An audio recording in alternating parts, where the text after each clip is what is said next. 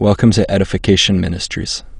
This video is an excerpt from one of our live online study and Q&A sessions, where participants ask questions in real time and our speaker shares his understanding based on careful study of the source material.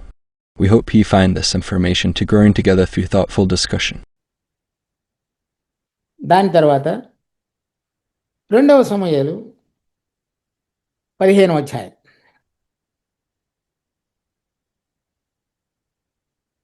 ఇరవై 20వ వచనం నుంచి.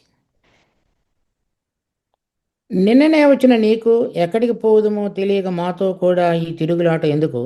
నీవు తిరిగి నీ సహోదరులను తోడుకొని పొమ్ము, కృపాసత్యములో నీకు తోడుగా ఉండునుగాక అని చెప్పగా, ఇత్తై, నేను చచ్చినను బ్రతికినను యెహోవా జీవము తోడు, నా ఏలిన వాడవను రాజువు నాకు నీ జీవము తోడు. ఏ స్థలమందు నా ఏలిన వాడువు రాజువు నీ ఉందువో ఆ స్థలమందే నీ దాసుడనైన నేను ఉందనని రాజుతో మనవి చేశాను. అలాగైతే నీవు రావచ్చునని ఇత్తయితో సెలవిచ్చాను. కనుక గిత్తీయుడకు ఇత్తై అతని వారందరూ అతని కుటుంబీకులందరూ సాగిపోయారు. ఇది దావీదు అబ్షాలోము చేత తరమబడుతున్నటువంటి సందర్భంలో రాయబడినటువంటిది. ఈ ఇత్తై, గిత్తీయుడైనటువంటి ఇత్తై రాజా యొక్క అధికారంలో ఉంటున్నవాడు. కానీ దావీదు తరమబడుతున్నప్పుడు అతడు కూడా తనకు కలిగినటువంటి పొజిషన్, అధికారాన్ని విడిచిపెట్టి అతడు రాజును వెంబడించాడు.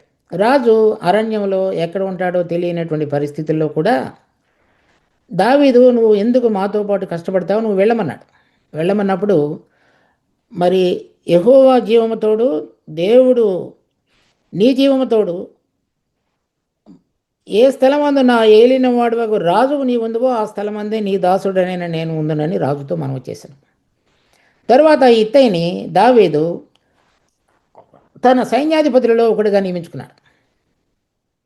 అంటే ఇప్పుడు రాజు కొరకు నిందను, శ్రమను అనుభవించడానికి ఇష్టపడినటువంటి వాళ్ళు పరలోక రాజ్యంలో ఆ బహుమానం ఆయనతో పాటుగా రాజ్యం చేయడానికి పనికి రాగలిగిన వారుగా చేయబడతారనే దానికి ఉదాహరణగా ఇత్తయి ఉన్నాడు.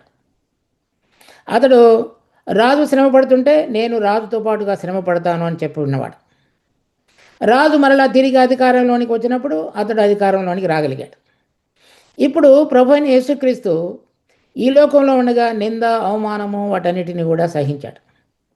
కనుక వాటన్నిటిలో మనం ఆయనతో పాటుగా ఇప్పుడు కనుక ఈ లోకాన్ని విడిచిపెట్టి దేవునికి ఇష్టకరంగా జీవించడానికి నేర్చుకుని జీవించుతున్నట్లయితే ఆయన అధికారంలోనికి వచ్చినప్పుడు మనం కూడా దానిలో పాలువారంగా చేయబడతాం.